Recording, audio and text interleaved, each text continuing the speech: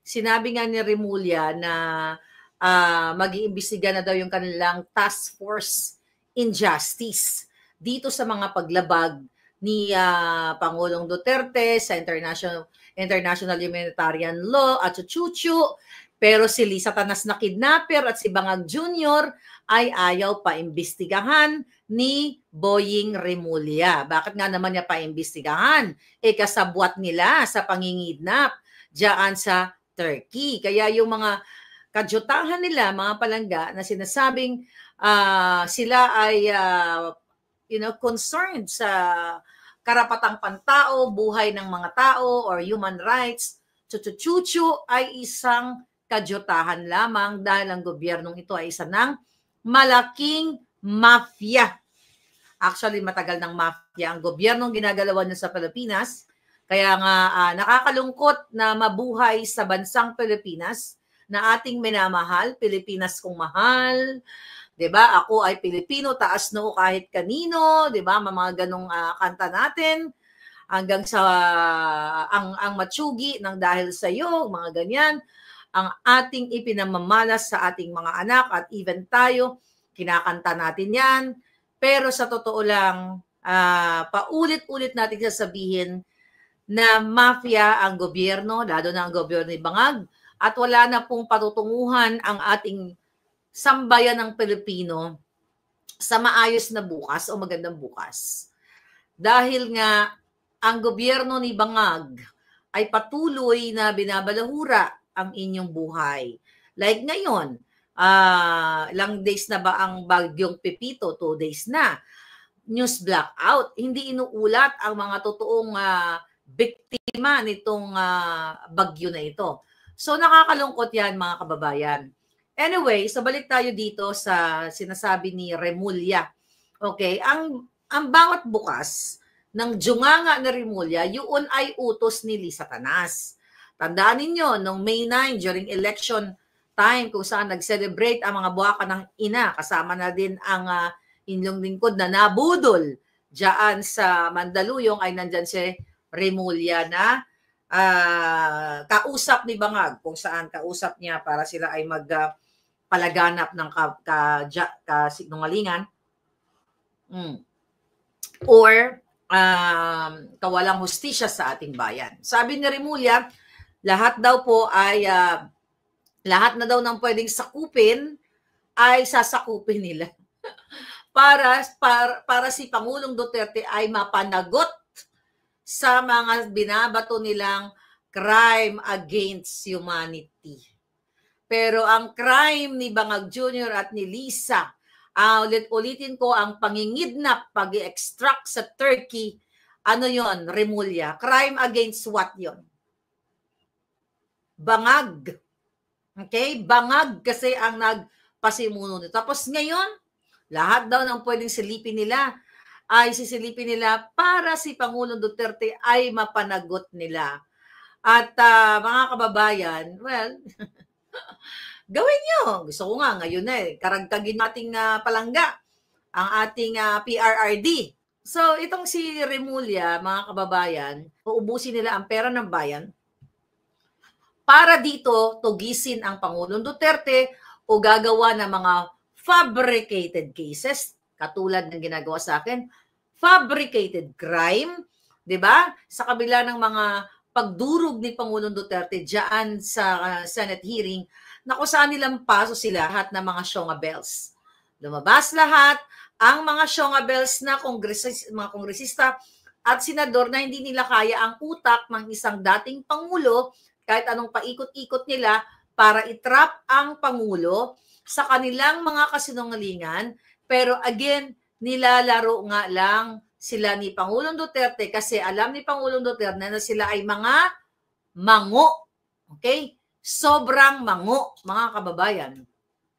Gahalo na ba ang balat sa tinalupan? Nakakagalit kasi napaka-ungrateful nitong mga taong ito. Kasi nga, mga kababayan, ito ay utos ni Lisa Tanas. Ganon si Lisa Tanas ka, vindictive narcissist. Okay? Bakit ka mo? Bago natin boljakin tong si Konghon na ito, ilan po bang proxy cases ang ginagawa ni Lisa sa akin, sa iba, kay Attorney Glenn Chong, yun nga, yung panggigipit, kay Attorney Harry Roque, lahat sa amin na kritikal at kumakampi sa inyo, sa ngalan ng taong bayan, ay gustong gurgurin ng waka ng inang Lisa na isap na nilagpasan pa ang kademonyuhan kay Satanas. Kung napapansin ninyo mga kababayan, talagang sabi ko nga, imbis na ubusin ng mga mambubutas ng batas, Congress, lower and upper house, gobyerno ni Bangag para palaguin ang inyong buhay, palaguin ang ekonomiya, bigyan ng solusyon ang mga kaliwat kanang mga krimen na nagaganap ngayon. Kawawa kayo mga Pilipino. Ang ginagawa ay tina-target talaga ang mga Duterte. Pero ang nahihirapan, ang taong bayan. Dahil recently ay nagngalngal itong si First District Representative, okay? Jay Conghon. Alam mo kaya galit na galit yan kay Pangulong Duterte. Yung hunghang na yan, ikaw, baka ng ina ka, kaya galit na galit ka kay Pangulong Duterte dahil napangalanan kang isa sa mga narco noong panahon niya. At ayon sa ating source, mga kababayan, itong si Jay Conghon na yan, Hunghang, hindi ko mabigas yung pangalan niya, Jay Hunghang, yan na lang pangalan mo, mas bagay sa'yo. Ikaw ay nasasangkot sa illegal na pulburon dyan sa SBMA. Kaya kayo, galit na galit kay Pangulong Duterte dahil ang pamilya mo, ang tatay mo at ikaw ay nasasangkot sa illegal dealing na pulburon, mga kababayan. But let's focus dito kay Jay Hunghang. Kasi ito si Jay Hunghang, mga kababayan, ay nag-epal-epal ang jutang Ginemes. Okay? Anong iniepal-epal ng Hunghang? Bagay sa iyo pangalan mo talaga. Imagine mo, talagang madali silang gawa ng pangalan. From now on, ang pangalan niyan ay si Jay Hunghang. Mas bagay sa kanya ang Jay Hunghang. Alright. 1 million reward, palit info kay Mary Grace Piatos. Ang kinuda-kuda ni Jay Hunghang para malaman kung sino daw itong si Mary Grace Piatos. 'Di ba? Kung natatandaan ninyo, ito yung nakapirma sa mga acknowledgement receipts doon sa confidential fund na binabato nila kay Inday Sara. Kaya itong si Zambales Representative Jay Hunghang, okay, ay talaga naman mga palangga, utusan niya ni Tambaluslos. Alam mo, Hunghang, alam ko ang galawan mo.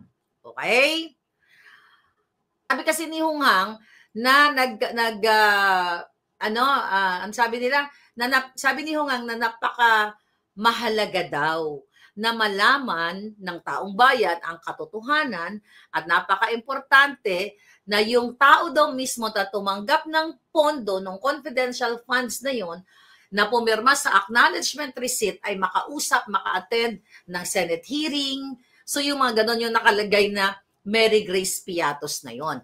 Kaya daw nag-usap-usap ang mga kasama ni Jay na mga kapwa niya Hunghang na miyembro ng Tuwad Committee at nag-ambag-ambag daw ang mga jutang Ginemes ng 1 milyon para ibigay sa sinumang makakapagturo dito kay Grace Piatos na ito. At sinabi pa ni Hunghang, 'di ba kasi nabanggit ni Inday Sara doon sa kanyang I think press interview na sa pagkakat ng budget, okay, nitong mga Hunghang na ito ay maapektuhan, I believe, mga 200 staff ng Office of the Vice President dahil nga, 'di ba, dahil sa panggigipit nila kay Inday Sara. Ang punto de vista kasi dito, kaya hindi na umattend si Inday Sara dahil politically motivated nga ito, mga kababayan, mga palanggingking. Ano ang gagawin natin sa mga Hunghang? Okay? Now, ang sinasabi nitong hungang na ito, na nag-usap-usap sila, na nag-ipon ng 1 million, ito isang kadyutahan. Huwag mo ko pinagluloko, Jay Honghang, at kayong mga huwadkom to wadkom. Yaan ay hindi kayo nag-ipon, galing yan sa pera ng bayan. At hindi ka nag-iisip ng tama na buwaka ng ina ka. 10 ng mga kasabwat mo. Hindi ka ba nakakaintindi ng tinatawag na pseudonym? Ginagamit ang pseudonym o alias mga palangga sa mga intelligence operations. The fact na itong pinag-uusapan natin ay confidential funds. Meaning, kaya nga from the word confidential funds, ginagamit ang pondo sa mga operasyon, kung ano man yan, mga panghuli sa mga demonyo o pag-intercept sa mga kalaban ng bayan. Di ba? Ganun naman talaga yung ang pinupuntahan mga palangga. Mga confidential funds na yan. Ang punto de vista kasi ni palangga ninyo ay itong confidential fund, hindi lang si Inday Sara ang meron. Kung gusto pala i-expose ng mga hunghang na ito, itong mga nakapirma dyan. Let's say for example, yung nakapirma yan, kunyari, yung budget na yan is disbursed 2 million. Okay? Pseudonym, Piatos. Okay? Di ba? Mary Grace Piatos. Yung operation na yan, let's say, tiniktikan. Tiniktikan, din na sinorveillance ang mga kasabwat ni Lisa Smugs. Na kung saan, kunwari lang to, I'm just giving an example. I'm not saying na exactly ito yung ginagawa sa Office of the Vice President. But I am talking in general in terms of intelligence funds, intelligence gathering, information gathering, da-da-da-da-da. So let's say for example, 2 million yan, Mary Grace Piatos, aka Mary Grace Piatos, ikaw na po pumirma dyan. Siyempre, kaya bakit ba nagkakaroon ng pseudonym? To protect the identity of the witness or of the informant, mga kababayan. So kung gusto nyo pala, baka nang ina kayong lahat dyan sa huwadkom, na hindi kayo nagkakaunawa, yung mga utak nyo nilulumot na dahil ang nasa utak ninyo, pera ng bayan.